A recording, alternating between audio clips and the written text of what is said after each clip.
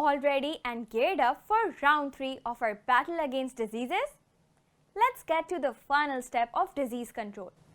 Tell me, what do we do when we are seriously ill? We go see a doctor, and they usually prescribe us medicines or a specific treatment, especially if it's a serious disease. Well, there you go. Our final action on disease control is drug treatment or gene therapy.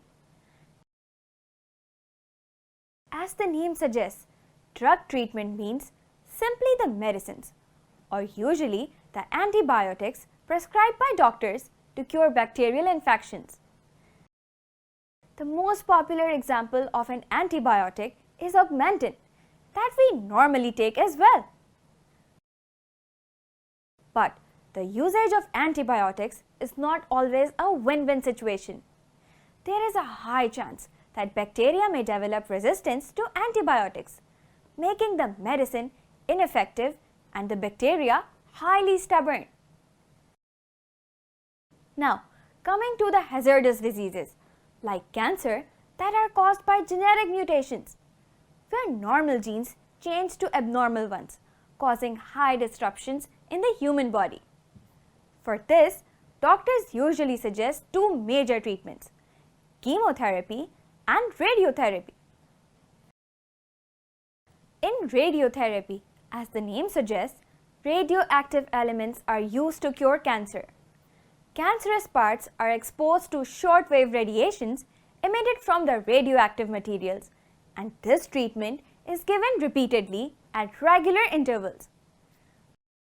Luckily, Pakistan has several radiotherapy centers, making it possible for patients to fight cancer here. On the other hand, in chemotherapy, anti-cancer chemicals are made use of. These chemicals are administered to the patients at regular intervals. But every innovation has its merits and demerits. And so does chemotherapy. The chemicals used for cancer treatment can kill both cancerous and normal cells. In that way, the process could be a little dangerous. But don't you worry. Thanks to our super smart biologists, a new technique has been developed to treat the defected genes called gene therapy. In this technique, you isolate a normal gene and insert it into the host's bone marrow, where the cells multiply naturally, restoring the person back to health. Wow, that was neat!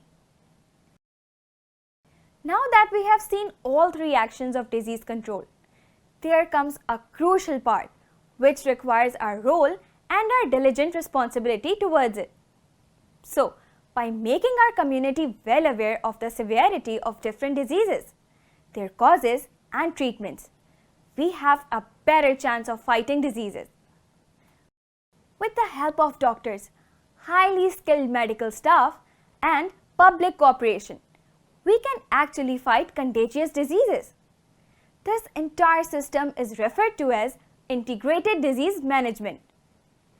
Coming back to our example of the COVID-19 pandemic, there were many awareness campaigns running through media that urged the communities to maintain physical distance along with wearing masks, getting tested, and cooperating with the medical staff.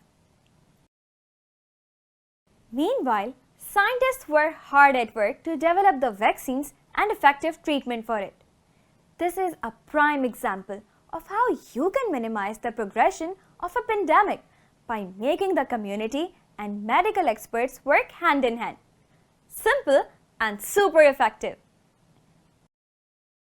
With that, I say you get some rest and reflect on all those benefits that biology has offered mankind in the field of food production and health sector. That surely deserves a huge round of applause.